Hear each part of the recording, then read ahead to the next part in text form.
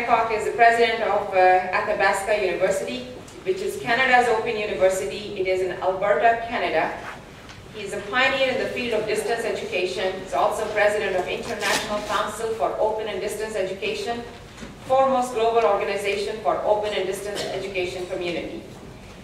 He holds bachelor's and master's degree from University of Alberta, Ph.D. with his emphasis on Western Canadian history and Indigenous peoples from Queen's University.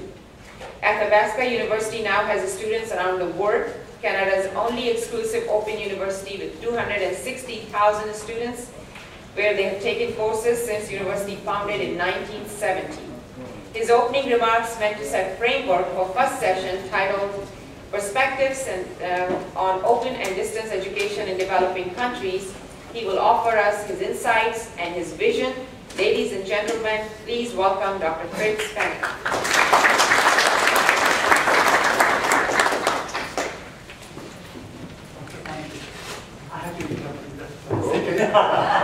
Yes, I always do it.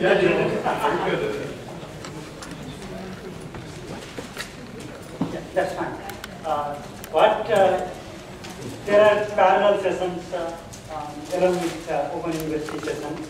So there are some of the participants have to go to another session. There is one session on charity projects, NRN charity projects. That is starting at 9 o'clock. And then another one will be starting at women's Nepali women leaders in social justice movement. That will be starting at 10:30.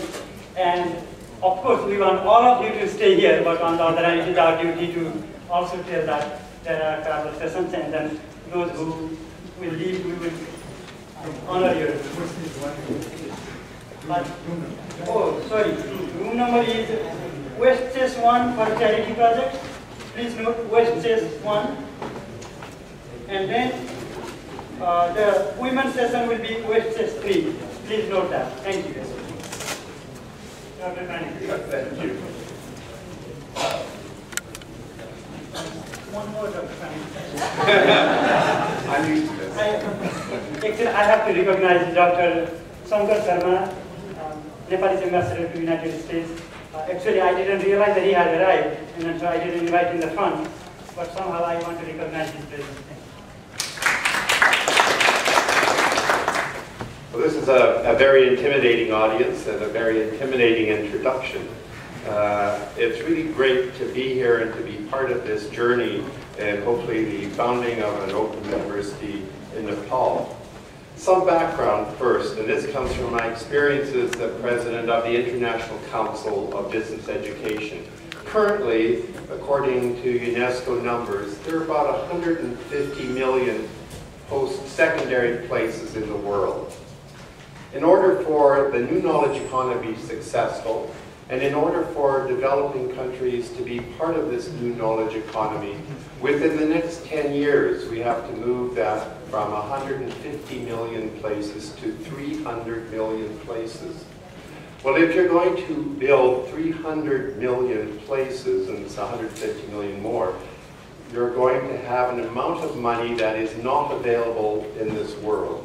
You'd have to build a university like the University of Houston, almost one per day for the next decade. I can assure you it will not happen if we use that model. It's not affordable. And every day that goes by, every day that one of those 150 million people are not learning is a day lost to them, a day lost to their families, a day lost to their countries, and a day lost to the world. So this is a very, very urgent matter. So how do you build capacity? Well, I believe the only way you can do it is through an open university model. And open universities, as we know them today, we can trace the first true of the open universities probably to the late 1960s, early 1970s. So the only way we can really develop these is to work at what I call one thing, and that's what our university focuses on. It's the removal of all barriers to learning. And what are the barriers? Are barriers of gender, the barriers of income, the barriers of geography, the barriers of preparedness. Those are all barriers. And that is what we, for example, at the ICDE community and at Athabasca University, that's what we focus on, is the removal of barriers. Now, what does that mean? What does a university without barriers look like? Well, it would look much like, I believe, an open university would look like. It would look like what an Athabasca University might look like. It might look like what the University of South Africa, UNISA, looks like. And these are universities in which we try to keep, for example, there are no entry requirements. As long as you can be of a certain age, you should be able to get in. Doesn't mean you get out, but you can get in. And I'll use some statistics to show that you can be successful. In our university, Athabasca University, 74% of our graduates are first in family to make it through a university. And those students make it to any university in their next degree in the world. We have students who have graduated from a Northern Reserves. And those students have been into medical schools at the University of Toronto, law schools at York University, one of our better universities.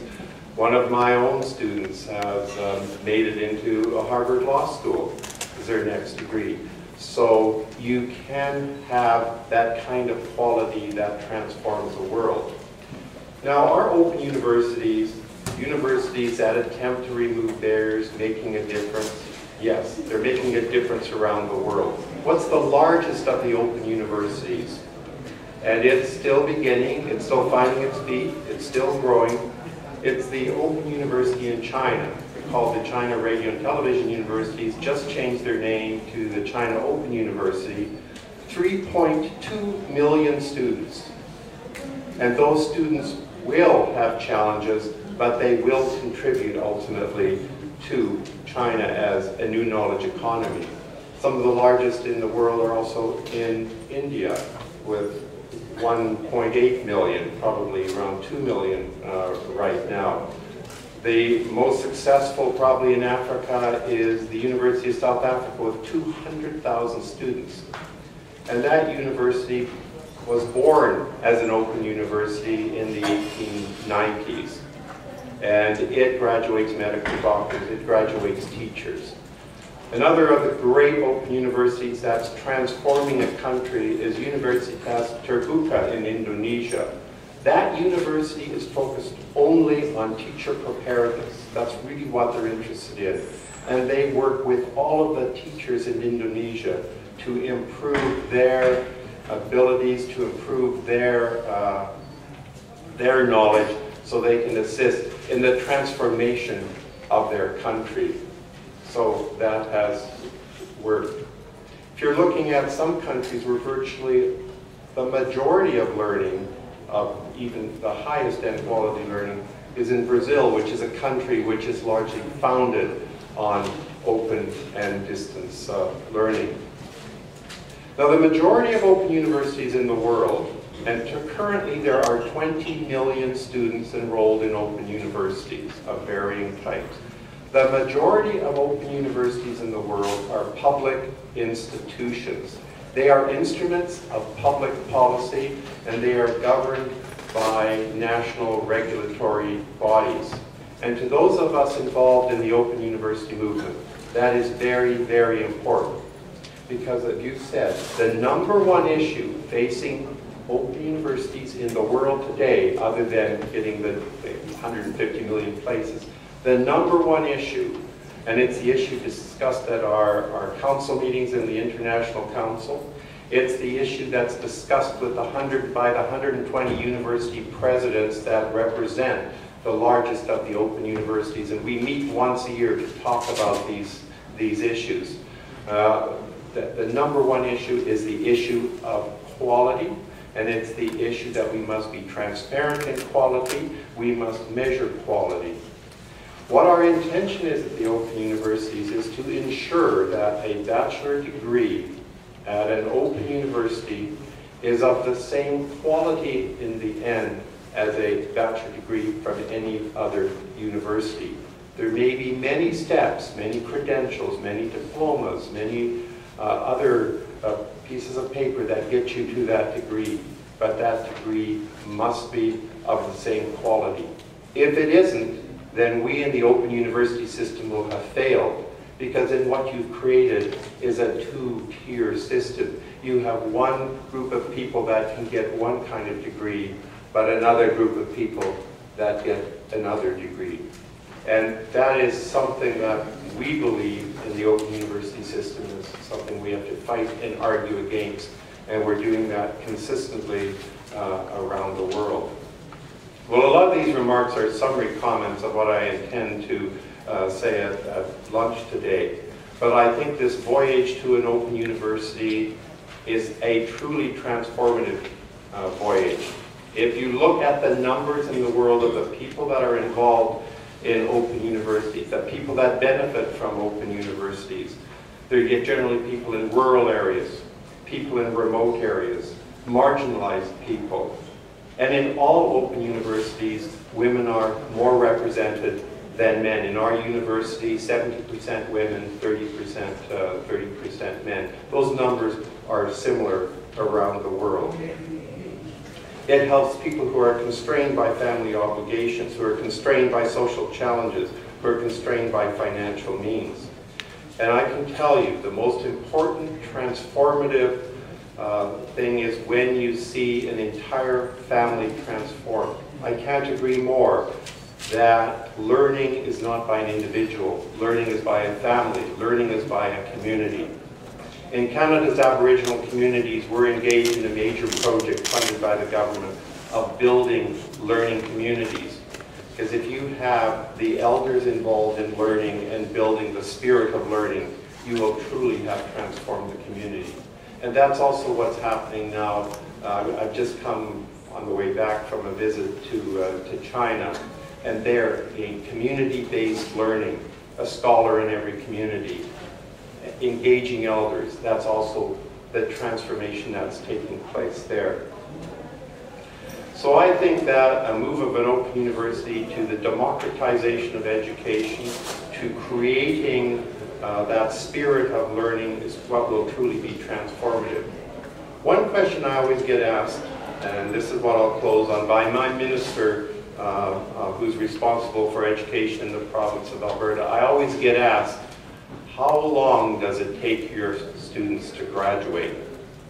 And I said, well, life is a journey of learning. When do you ever finally graduate? Well, I know what he wants. He wants to know how long does it take to get a bachelor degree at your university. Well, on the average, it takes about a year longer. Then he always wants to know, what's your pass rate? Is it higher or lower at your university and the other universities? Well, actually, it's about 2 to 3% lower than the other universities, but we also balance that with opportunity. The example I use is of one Aboriginal woman at our university. She took 15 years to get her degree. 15 years because of the cycle of poverty, because of problems within her family, because of illnesses. All the possible horrors that could be visited on anyone were visited on her. But when she graduated, with her were her children, her extended family. And you knew the pride of that woman and the pride of her family that they were all going to university, and that the cycle